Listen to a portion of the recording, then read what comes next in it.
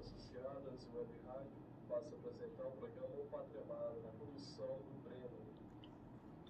Bom dia, amados irmãos e irmãs, sejam todos bem-vindos a mais um programa Pátria Amada, aqui na Rádio Rede Imaculada. A gente, como sempre, começa consagrando nossos programas e dedicando eles ao Imaculado Coração de Maria. Ave Maria, cheia de graça, o Senhor é convosco. Bendita sois vós entre as mulheres, e bendito é o fruto do vosso ventre, Jesus. Santa Maria, Mãe de Deus, rogai por nós, pecadores, agora e na hora de nossa morte. Amém. Oferecimento do dia. Senhor Deus, Rei do céu e da terra, dirige, santifica, conduz e governa neste dia nossas orações, nossos corpos, nossos sentimentos, palavras e ações, a fim de que, submissa à tua lei e agindo conforme teus preceitos, mereçamos por teu auxílio ser salvos e livres nesta vida e na eternidade. Ó Salvador do mundo, que vives e reinas pelos séculos dos séculos. Amém. Oferecimento das obras.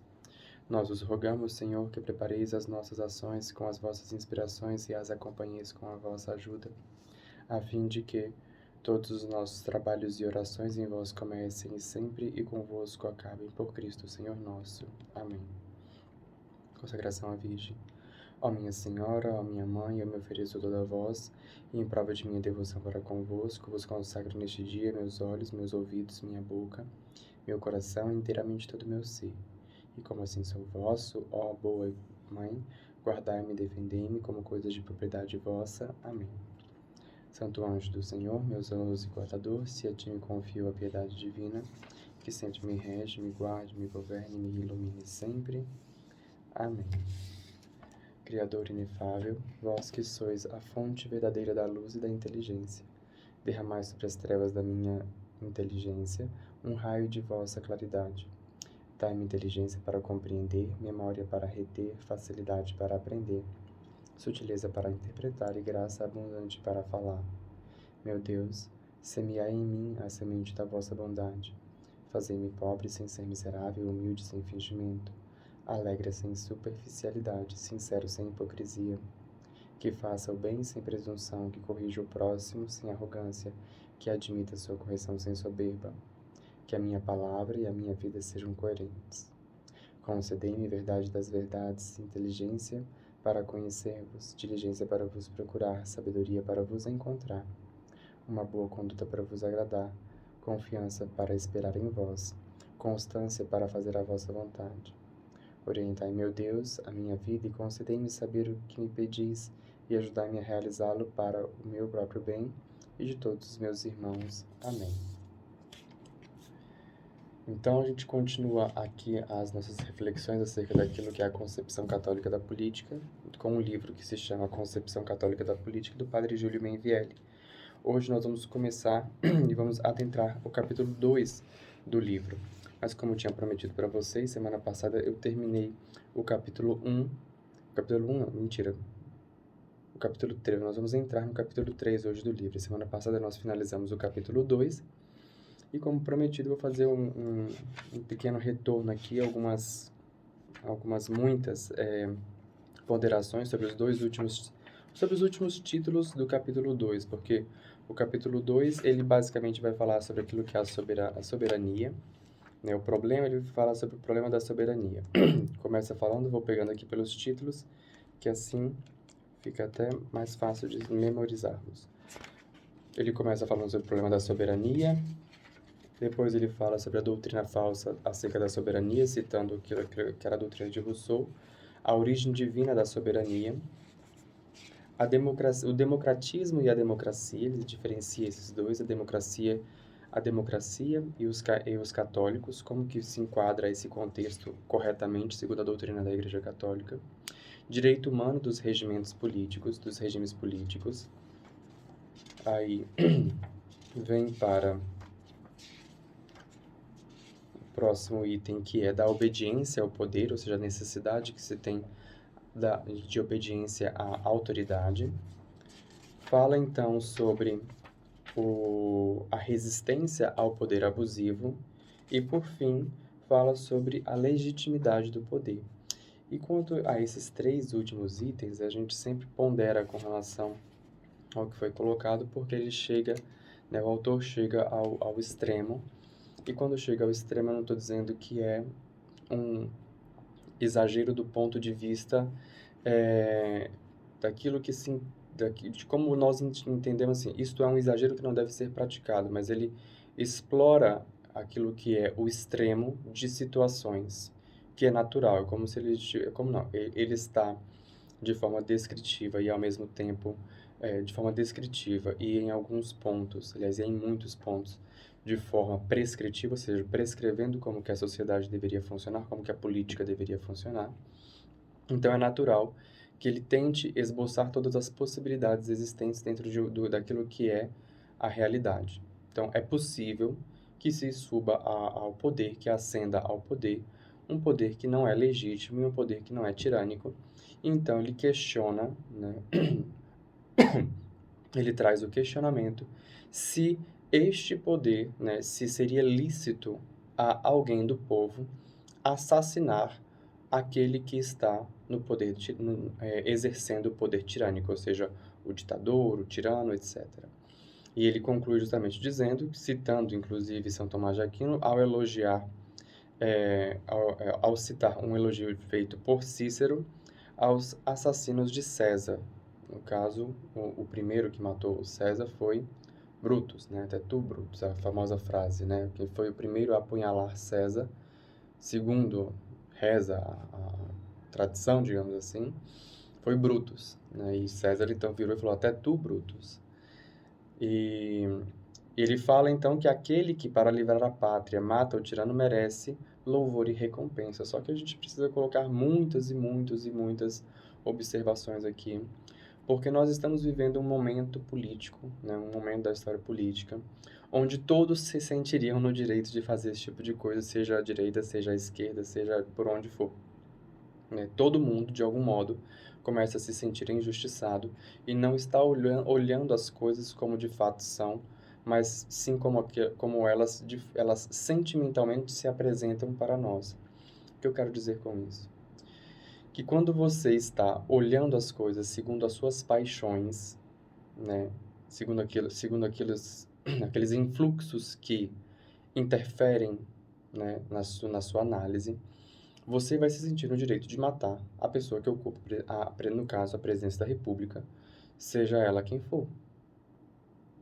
Então, quando nós estamos dentro de um parâmetro de normalidade, de interpretação normal, digamos assim, existe uma diferença monstruosa entre situações que se apresentam como, por exemplo, entre aquilo que foi Hitler, entre aquilo que foi Mao Tse-tung, entre aquilo que foi Pol Pot, entre aquilo que foi Mussolini e as realidades políticas que se apresentam no Brasil hoje. De modo que você exercer esse tipo de comparação é até uma ofensa às pessoas que viveram naquele período. Certa vez, esses tempos atrás, eu estava vendo uma imagem, né, um meme, era um meme, né, Farmeme, né? Hoje em dia, o meme se transformou no principal veículo de comunicação, digamos assim, de algumas pessoas que vivem imersos dentro da bolha do WhatsApp. O meme substitui até jornais e etc. E o meme era mais ou menos assim, de um lado era uma foto de um soldado alemão da época da Segunda Guerra Mundial, aquele típico capacete arredondado com uma aba, né? Para quem não conhece muito, ele parece muito o capacete do Darth Vader, de Guerra nas Estrelas. E pedindo, né, verificando uma documentação de uma mulher. Porque dando a entender o seguinte, olha, eu quero saber quem você é, porque se você for judia, dependendo de quem você for, você passa, dependendo de quem você for, você vai ser presa e executada, sei lá, e dependendo de quem for, você vai ser só presa. Enfim, ele estava fazendo uma verificação, né, daquela situação. E do outro lado do meme, né, um soldado, que aparentava ser um soldado russo, tendo em vista aquilo que é o chapéu da polícia russa, que é um chapéu, não é aveludado, é tipo de pelo, né, de plumagem, né, plumagem de pelo mesmo, e fiscalizando também a documentação de uma mulher para saber se ela tinha autorização ou não para ir para determinado lugar, tendo em vista a situação da pandemia. E por mais que as duas situações sejam verossemelhantes, tendo em vista que elas se assemelham naquilo que são a imagem, elas são situações completamente diferentes, tendo em vista aquilo que é a intenção do governo. Porque, tanto em um como em outro, você está de fato fazendo uma verificação documental. Só que na primeira situação, no caso da Alemanha nazista, a verificação documental, a intenção do governo era verificar se a pessoa era agente ou não. Porque essa era basicamente a grande questão acerca do judaísmo. Você é gente, você não é gente. Porque nós alemães decidimos, nós alemães nazistas decidimos quais são os padrões, digamos assim, que merecem ser tratados com a dignidade de gente e aqueles padrões que não merecem ser tratados com a dignidade de gente devem ser exterminados, etc., né, relegados ao, como diria Marx, ao holocausto da revolução, né, o sacrifício da revolução. Né? Marx que falava que as tribos ou os povos que não estiverem preparados para a revolução devem então ser sacrificados no holocausto da revolução. Essa é a primeira vez na história que entra nos escritos sociológicos e políticos prescrições, porque isso é uma prescrição, isso não é uma descrição, né? Uma indicação, ou seja, Marx está fazendo uma defesa, né? De que determinados povos têm que ser, de fato, eliminados porque, aspas, eles não estariam preparados para receber aquilo que são os louvores de uma dita revolução. É Marx que defende isso, e Hitler, Stalin, Mao Tse-tung, Pol Pot, entre outros, implementam isso de fato, e fazendo uma verdadeira limpa étnico-religiosa de tudo que não era considerado preparado para a revolução. Né? Então, se existe uma origem do Holocausto, a origem do Holocausto está nesta frase de Karl Marx. Seguindo, então, né, nesse sentido, a gente percebe justamente que quando você tem essa situação do... Cadê? Eu perdi aqui a linha. Cadê? Tá. Você tem essas situações exacerbadas, né? E até você vê a diferença entre os dois pontos, né? Um ponto é uma situação estatal, onde o Estado está impondo determinadas circunstâncias. E na outra situação, né, falando referente ao meme, é o Estado que está fazendo uma verificação com relação àquilo que é uma situação sanitária. Ele não está ali determinando se aquela mulher vai ser morta ou não. Mas isso gera a emoção no indivíduo e gatilhos emocionais de que ele se sente aprisionado daquela mesma forma. Me desculpe, mas nada do que hoje está sendo vivido ou do que foi vivido, mesmo nos períodos mais acirrados da pandemia, se compara ao medo de você ir para um campo de concentração. Eu não vivi nessa época, eu não vivi este medo, mas eu não posso comparar uma coisa com a outra, porque estou cometendo uma ofensa monstruosa. Primeiro, as pessoas que morreram nos campos de concentração. Segundo, as pessoas que vivenciaram os campos de concentração. Terceiro, pelas pessoas que passaram pela situação próxima a isso. Uma coisa não tem como você... A violência de uma situação não é comparável com o que foi vivido em termos disso. Mesmo que você coloque isso em termos de se apresentar como uma possibilidade. Estão criando uma circunstância para se criar campos de concentração. Não é verdade. Né? Mas, enfim. Então, quando você olha essas situações, você começa a perceber que hoje a opinião pública ela é maleável a ponto de fazer com que você se sinta como se o poder adversário que está vigente no país, ou seja, a oposição, né? Então, no caso, se seja quem for, né? Tinha gente que acreditava que Dilma Rousseff tinha que ser assassinada. Tem gente que acredita que o Bolsonaro tem que ser assassinado. Por quê? Porque eles acreditam que ele é um poder, que ele ou ela era a representação de um poder tirânico que ia transformar o Brasil na União Soviética, ia transformar o Brasil na Venezuela, e hoje a mesma coisa com relação ao Bolsonaro. Então você percebe que sentimentalmente se justifica esse tipo de coisa, que foi justamente o que eu comecei a esboçar semana passada, que é a diferença entre aquilo que é a construção de uma narrativa, ou seja, eu posso construir uma narrativa dizendo que o atual governo eh, não tem apoio político, não tem apoio do povo. E começa a construir essa narrativa. Por outro lado, constrói-se uma outra narrativa dizendo que não, o governo Bolsonaro tem apoio. Então, tem que se verificar aquilo que de fato é a narrativa e aquilo que é a narrativa acerca da legitimidade e aquilo que são os fatos acerca da legitimidade. E como é que você verifica isso? Hoje, o meio de verificação é tanto por meio de força política, ou seja, quem são os políticos que apoiam o governo, tanto por meio de pesquisas.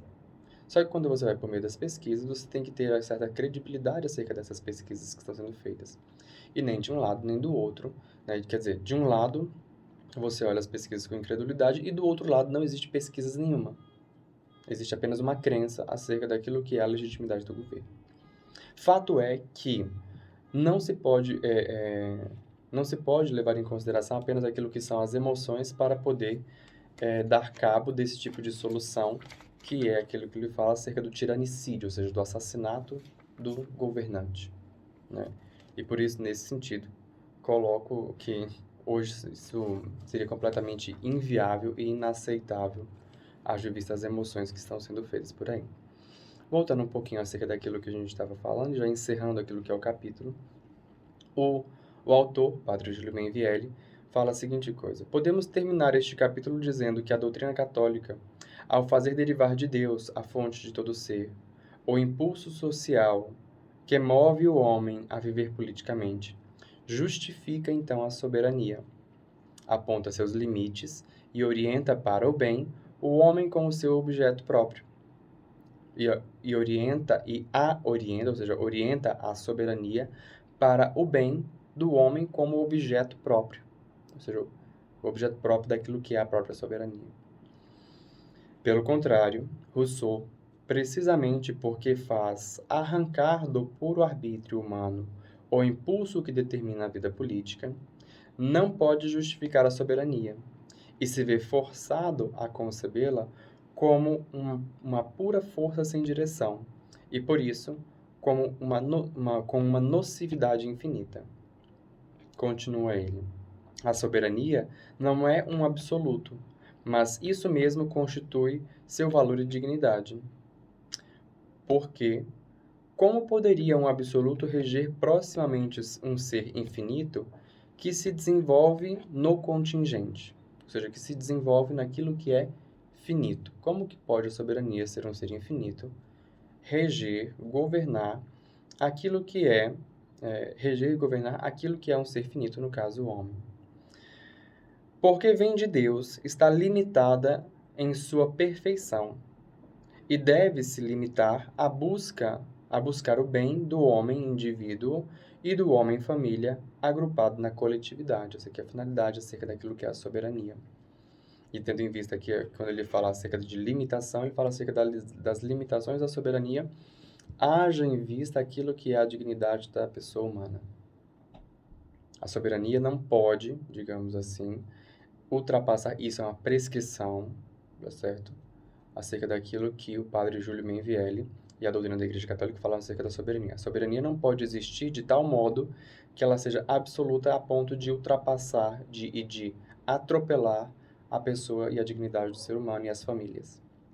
Quando você olha, e eu falei isso nos encontros passados, quando você olha a soberania em comparação daquilo que é a prática, né, e não aquilo que é a prescrição, você vai ver atrocidades quando você começa a perceber que, de fato, por exemplo, um problema que está acontecendo.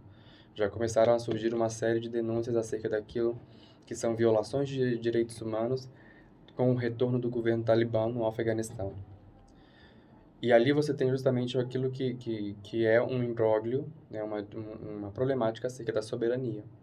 É acerca daquilo que é uma das máximas da soberania, que é a autodeterminação dos povos. Os povos, eles são autodetermináveis, né? Eles têm a capacidade, inclusive para o próprio padre Júlio Menvielli, coloca isso, só que quando ele coloca que os povos têm a sua autogovernabilidade, ele, ao mesmo tempo, já vincula isso a aquilo que é o bem do povo. Ele fala assim, o direito da soberania é a faculdade que compete a toda a sociedade, ou seja, a faculdade, direito, né? Direito, liberdade, né? Que compete a toda a sociedade plenamente suficiente no âmbito do temporal de buscar eficazmente o seu próprio bem. Ou seja, dela se autodirecionar na direção daquilo que é a busca do bem, tendo em vista aqueles 3 bens principais que nós já mencionamos anteriormente, que é o objeto da política. Quem tiver algum tipo de dúvida, inclusive, eu vou até já falar aqui, pode acessar, eu gravo todas essas explanações, elas ficam disponíveis no meu canal no YouTube, que é Breno Paradelo, né? Estão lá disponíveis. Eu não carreguei a última que a gente fez, que foi semana passada, mas eu carrego já a semana passada e dessa semana assim que eu sair daqui. Tá lá no meu canal, depois eu vou fazer uma playlist bonitinha lá, mas todos esses vídeos estão lá, ok? Então, ele descrevendo acerca daquilo que é a soberania. E aí você se pergunta, né, porque todo mundo coloca de uma certa forma aquilo que é uma certa responsabilidade norte-americana quando retirou as tropas de lá. Mas manter as tropas norte-americanas lá seria uma espécie de colônia dos Estados Unidos, apesar de que os Estados Unidos na prática não extraía de lá aquilo que eram certas riquezas do Afeganistão. Aí você falando, Breno, o imperialismo norte-americano, não estou falando nada disso. Estou falando apenas acerca daquilo que é a prescrição da doutrina da Igreja Católica acerca da soberania. A soberania tem que buscar a capacidade que as nações têm em se autogerenciar, buscando aquilo que é o seu próprio bem e o bem do seu povo, a convivência pacífica, etc. Então, uma nação não deveria ter o poder de eliminar certas classes, eliminar o seu próprio povo. Uma nação tem o dever de zelar pelo seu povo, etc. É aquilo que a gente já sabe acerca da parcimônia das coisas. Então, ele continua e diz assim, fazendo quase que um apanhado do resumo do capítulo. Essa razão de bem comum especifica sua razão de ser, ou seja, a razão de ser da soberania, a razão do bem comum. Daí que se poderia se condensar toda a política cristã dizendo que é a soberania do bem comum. Porque sobre essa razão do bem comum descansam os direitos e os deveres do poder público, assim como dos particulares, a legitimidade do poder como o direito de insurreição dos povos. Essa autoriza as diversas formas ou regimes políticos quando mantém a integridade e a inviolabilidade dos direitos da nação através das mudanças dos homens e das coisas. Essa, enfim, fixa o limite de todos os direitos e obrigações de todos, que convivem na cidade para este bem, e que é maius et divinus quam bonum unius, que é maior, mais divino que o bem de um particular, seja sempre e salutarmente alcançado. Ele citou aqui a Suma Teológica, tomo 2, item 2, página 34, a linha A. Pergunta, questão 39, aliás.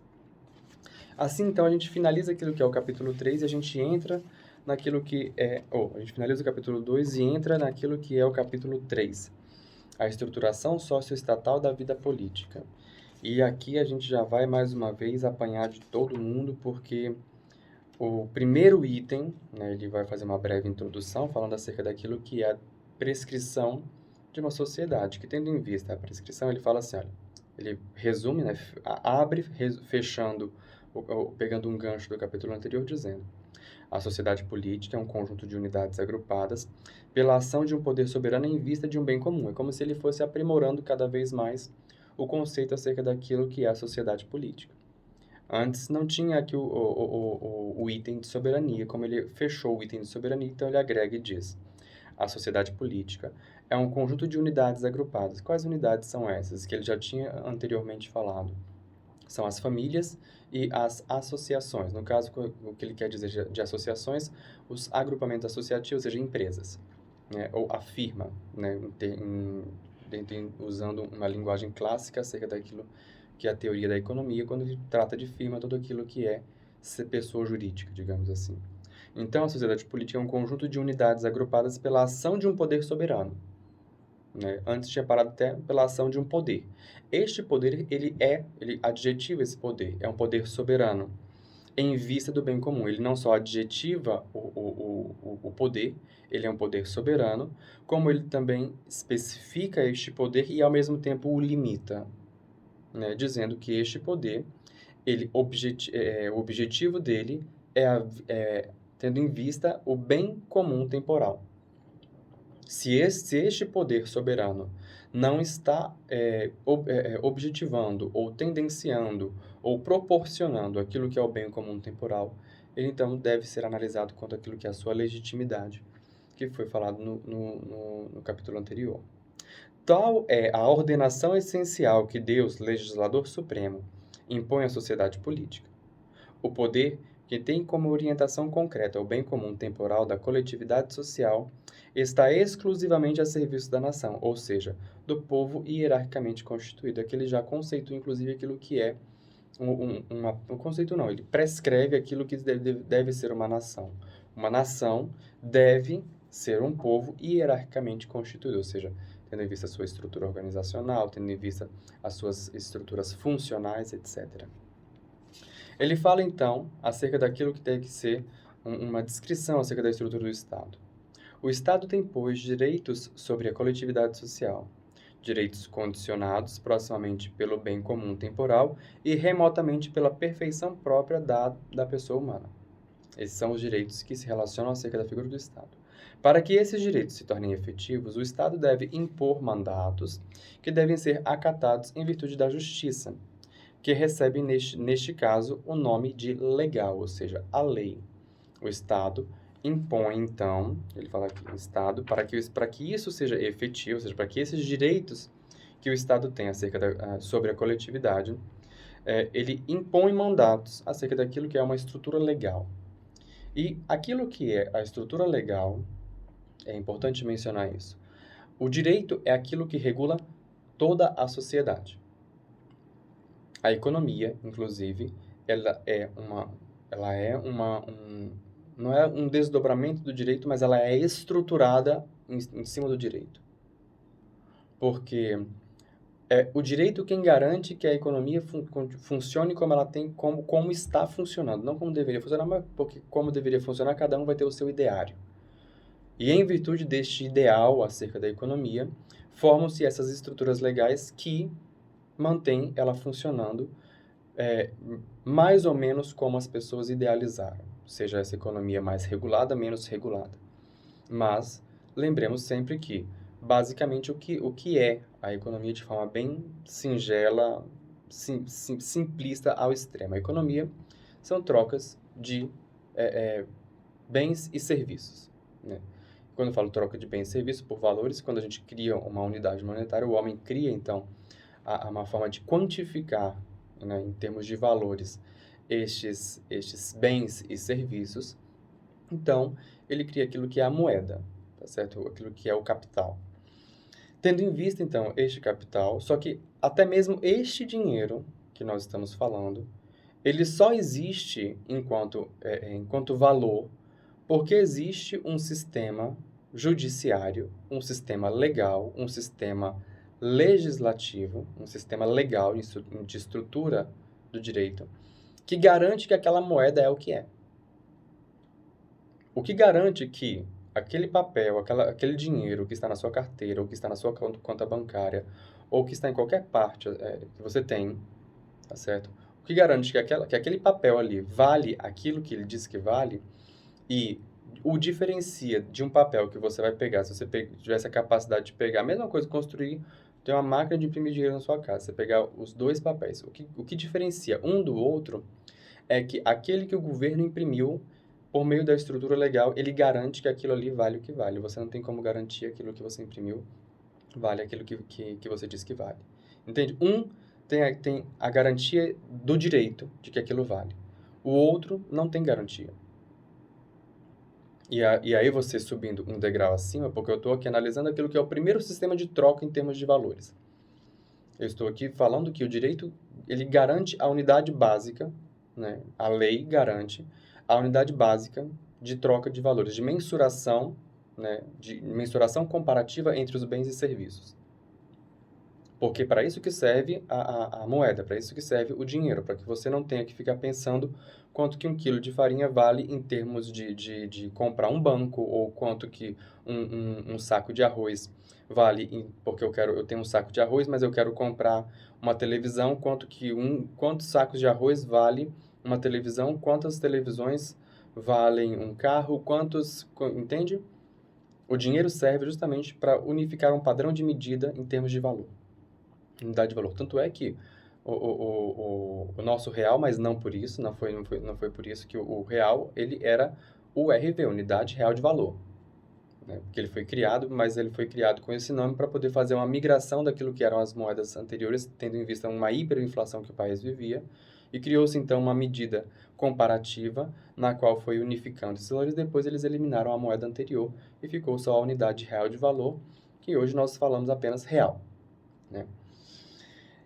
Então, quando você olha isso, você tem, então, o segundo nível acerca daquilo que o direito garante na sociedade. O direito, então, vai garantir, né, dentro daquilo que é o aspecto econômico, os contratos. Você garantiu primeiro aquilo que é a medida desse serviço em termos de uma unidade comparativa, que é a moeda. Depois você, então, garante aquilo que é a execução dos contratos. Porque o que faz com que um contrato que eu assine com uma outra pessoa, ou com outras pessoas, com terceiros, o que garante que aquele contrato, de fato, valha aquilo que vale, são os preceitos do direito. Porque, em última análise, né, caso aquele contrato não seja cumprido, você vai pegar este contrato, levar num juiz, e o juiz vai, então, dentro daquilo que é a teoria dos contratos, aquilo que é o nosso Código Civil, o nosso Código Processual, etc., olhar o contrato e dizer se executa ou se não executa, e fazer, digamos assim, a conciliação. E quando eu falo conciliação, não estou falando de harmonização, mas eu estou falando de conciliação de execução, né, entre aquelas divergências entre as partes. Para isso que serve a justiça. A justiça, essencialmente, ela é a conciliação entre divergências na sociedade. Para que você não tenha, por exemplo, que é o que a gente chama de fazer justiça, né? Vamos fazer justiça. Então, para que você não tenha os justiçamentos, para que você não tenha atividades de pessoas que façam justiça com suas próprias mãos, e segundo medidas desmedidas, o direito surgiu também como forma de padronizar, inclusive isso, as penalidades.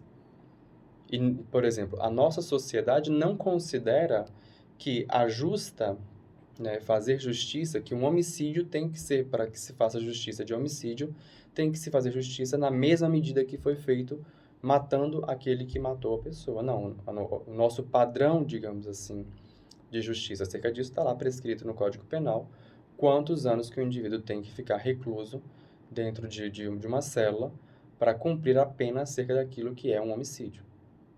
Ele também faz esse tipo de unificação. Voltando para os contratos. Então, o direito, ele assegura os contratos. Entende qual é a relação, então, e qual é o perigo quando você coloca todo o sistema judiciário como uma forma de... Você questiona todo o sistema judiciário? Você questiona no sentido de colocar em dúvida, colocar em xeque, de que a justiça não é aquilo que ela se predispõe a fazer. E como sempre, é óbvio, não estou aqui dizendo que a justiça ela é perfeita. Primeiro porque é perfeita somente a justiça divina. Né? A justiça dos homens ela sempre será imperfeita. Sempre, absolutamente sempre. Mesmo porque, se eu perguntar aqui como é que você gostaria que o assassino da sua mãe fosse tratado, todos aqui aposto, né, no seu ímpeto daquilo que é os impulsos da natureza humana, ela tinha que ser tratada da pior forma possível, preferencialmente, né, com requintes de crueldade. Por quê? Porque você está envolvido naquilo que é as emoções do momento. É a sua mãe, Eu toquei em um ponto muito sensível. Mas, né, quando você olha, por pior que seja, este sistema judiciário, né, que porventura queira ser atacado, este sistema judiciário que porventura queira ser desmontado, este sistema judiciário que porventura queira ser, em um ímpeto revolucionário, totalmente destituído e refeito a partir do nada, é este sistema judiciário que garante todos os contratos hoje vigentes no país.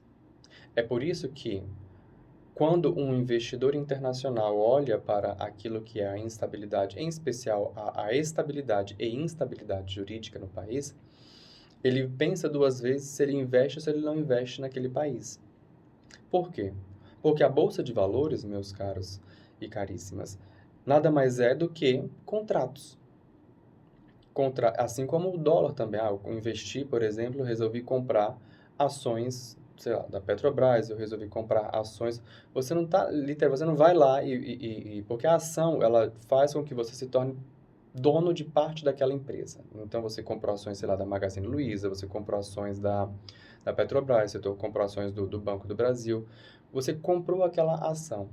Só que você não foi lá no Banco do Brasil, né, e marcou, ó, esse tijolo aqui, né, esse recorte de tijolo aqui é meu agora. Não é isso. Você tem ali na sua mão um contrato que diz que agora você pertence ao quadro societário, né, da sociedade, pessoa jurídica, do Banco do Brasil. Ou de outra qualquer empresa que você compre. Quando você então faz isso, isso é um contrato. Uma letra contratual, que quem garante esse contrato é a justiça. Então, e todo o restante também é isso, né? Isso aqui eu peguei apenas um exemplo simples, mas existem vários e vários mercados dentro daquilo ali. Então, quando você ataca diretamente o sistema judiciário, necessariamente você fará com que os investidores internacionais deem 2 passos para trás, olhando aquilo ali com um certo receio, porque afinal de contas, se der zebra, quem é que vai garantir que estes contratos serão executados? Quem é que vai garantir que essas compras que foram feitas pelos investidores internacionais, nacionais, seja por onde for, serão de fato cumpridos? Se a justiça foi descredibilizada, se a justiça foi completamente jogada na lata do lixo, tá certo?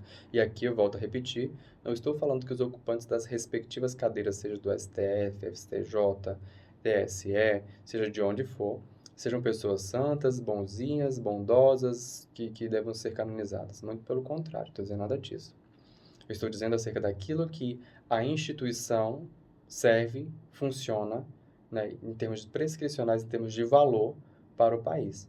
E fatiando, por óbvio, apenas um pequeno fragmento, que é a responsabilidade deste sistema judiciário em garantir a economia.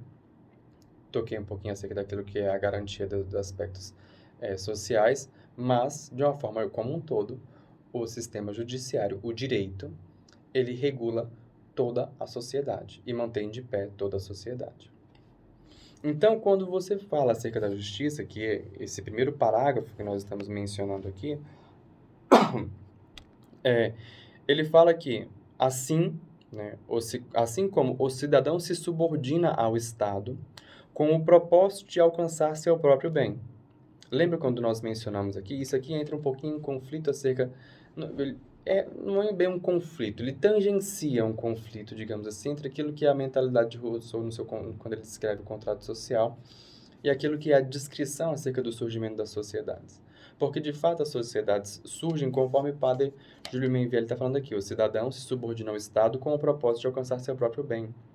Ou seja, quando as sociedades foram surgindo, né, e nós escolhemos, então, nos organizarmos em termos de sociedade, nós, sim, renunciamos particularmente determinadas liberdades e a renúncia dessas liberdades constituíram, então, e isso não foi um processo consciente, aquilo que é a formação e a configuração natural da autoridade. Isso a gente pode dizer, então, por espelho, não querendo contradizer aquilo que é a doutrina da Igreja Católica, que prega e está certa, dizendo que a autoridade provém de Deus, e já Rousseau vai dizer que justamente que essa formação acerca do poder da autoridade vem justamente acerca dessas renúncias e que por isso não existe uma autoridade divina. Contudo, lembre-se sempre que todo o principal, o primeiro dom, aliás, o segundo dom que Deus nos concede depois da vida é justamente o livre-arbítrio. Então, quando o ser humano ele subordina parte do seu livre-arbítrio, né, para que uma pessoa possa, então, legislar sobre esse livre-arbítrio, como, por exemplo, se você não pode atravessar a rua através de um sinaleiro, o tipo de vestimenta que você tem que usar, porque você não pode sair pelado na rua, né? A gente tem regras sociais para esse tipo de coisa, né, acerca de como que se dão as relações, etc.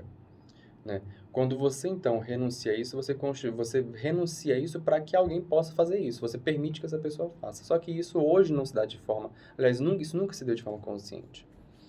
E é disso que ele fala aqui. Assim como o cidadão se subordina ao Estado com o propósito de alcançar seu próprio bem, a justiça, nesse caso distributiva, funda os direitos que o cidadão reivindica em frente ao Estado. Depois a gente vai entrar acerca daquilo que é o distributivismo, não é o momento ainda.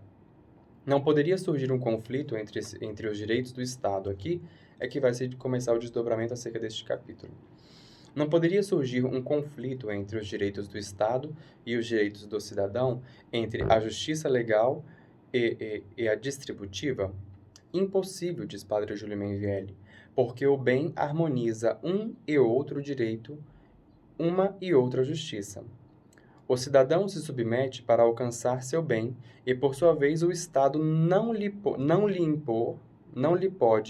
pode lhe impor, senão o que conduz a este mesmo bem. Ou seja, em estado ideal, tanto o cidadão busca o seu próprio bem, como o Estado também, harmonicamente, busca esse próprio bem do cidadão, desde que esse bem esteja conciliado com os dois, digamos assim. Os dois estejam imbuídos, harmonizados, de que o bem comum é essa reta aqui, né? Digamos assim, é o mesmo, né?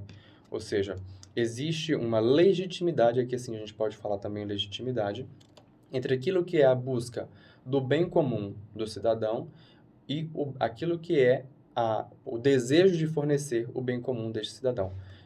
Quando você tem justamente a disparidade entre aquilo que o Estado entende como bem comum e aquilo que o cidadão entende como seu próprio bem, aí você tem um conflito, que é o que vai ser dito daqui a pouco. No entanto, a realidade nos diz que os conflitos se multiplicam diariamente e são frequentemente os casos em que o Estado, representado pela espada dos militares, tem que sair em sua defesa contra os desmandos do povo, ou a própria nação tem que desalojar seu governo para garantir a sua existência. Como explicar conflitos reais teoricamente impossíveis? Como anular ou ao menos reduzir tais anomalias?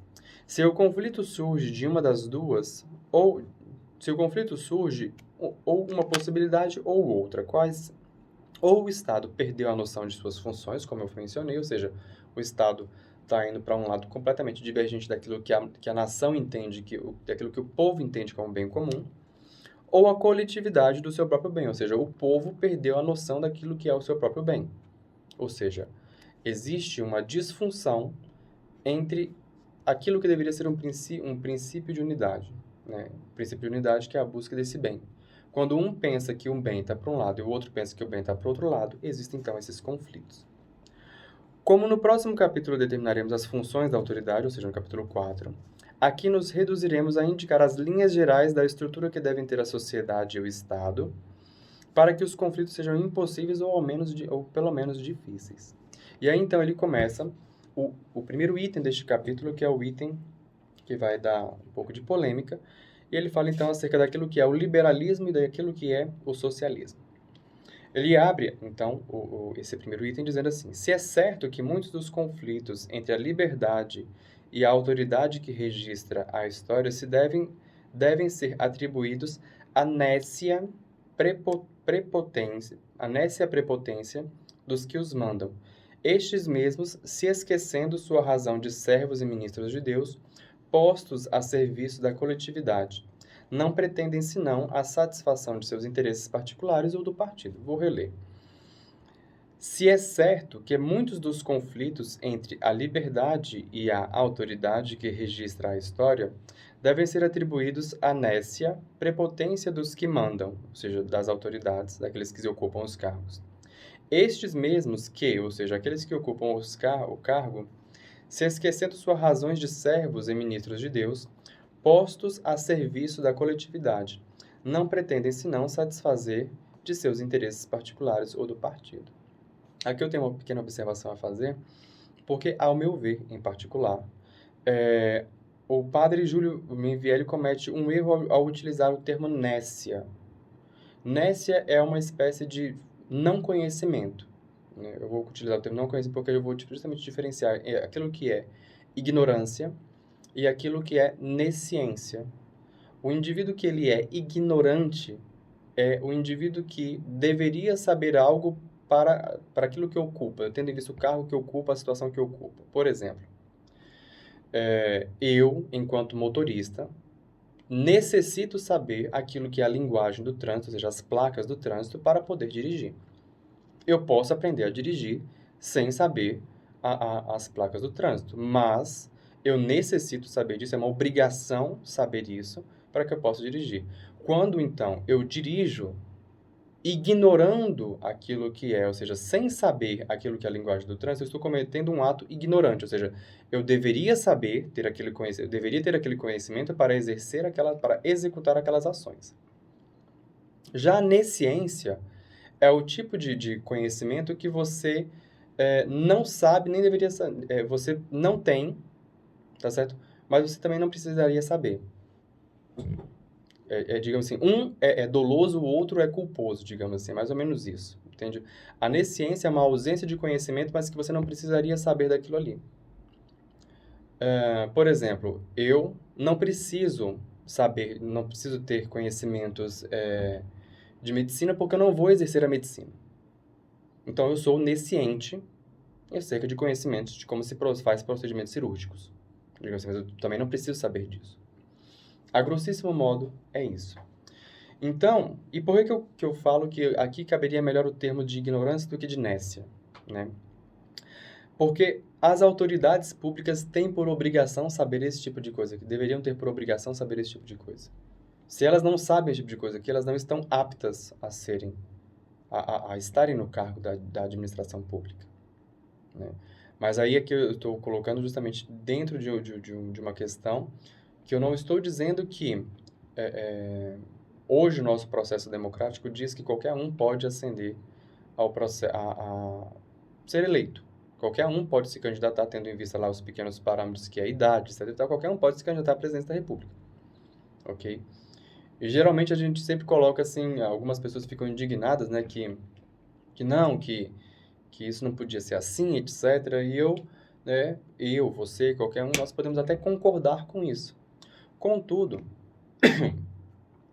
sempre vai ter a seguinte pergunta: quem é que vai definir os critérios acerca de daqueles que podem e daqueles que não podem se eleger? Porque e aí vem justamente aquilo que é a disputa, a própria natureza da disputa política, né? Se determinado partido, não, para você ser candidato, você tem que ter essas características. E aí você, com essas características, diz a descrição de um candidato do seu partido. Entende como que isso é uma coisa muito delicada e sutil? Enfim. Então ele continua, né? Mas não é menos certo que a atualidade da maioria dos conflitos são provocados pela desarticulação em que se encontra o corpo social por ter perdido a consciência de sua unidade, ou seja, o corpo social perdeu a consciência de sua unidade. O que isso quer dizer? Aquela ausência de consciência que eu falei acerca da constituição dos povos. Nós não temos, nem todo mundo tem consciência acerca daquilo que é a sua sedição de liberdades para a constituição desse arcabouço jurídico que regula toda a sociedade. Então, perdeu-se essa consciência e, na minha opinião, nunca se teve essa consciência. Você percebe isso analisando a realidade, mas não quer dizer que você consegue tirar isso da mente das pessoas. Não é, as mesmas pessoas não têm esse tipo de consciência. Ele vai falar, então, aqui acerca do liberalismo, né? Porque o liberalismo é individual, e depois ele vai falar acerca do socialismo. Quando ele fala acerca do liberalismo, ele vai falar aquilo que é o desejo de Rousseau, E quando ele vai falar acerca do socialismo, ele vai pegar aqui um pouquinho daquilo que já é o próprio pensamento socialista, mas ele não cita Karl Marx, porque o socialismo, o pensamento socialista surge antes de Karl Marx, mas cita um pouquinho daquilo que foi a, a insurgência da Revolução Russa, citando um livro que se chama La Russe Nue, do Panat Strat. Depois a gente vai chegar nesses dois pontos aqui. Então, meus amados irmãos, a gente encerra este programa por aqui. Agradeço a todos terem ouvido esse programa. Desejo a todos uma ótima semana, um excelente término de fim de semana, uma ótima semana. Encontro vocês mais uma vez na próxima semana, no próximo sábado, aqui às 10 horas da manhã, em mais um Pátria Amada. Muito obrigado, fiquem com Deus e até semana que vem.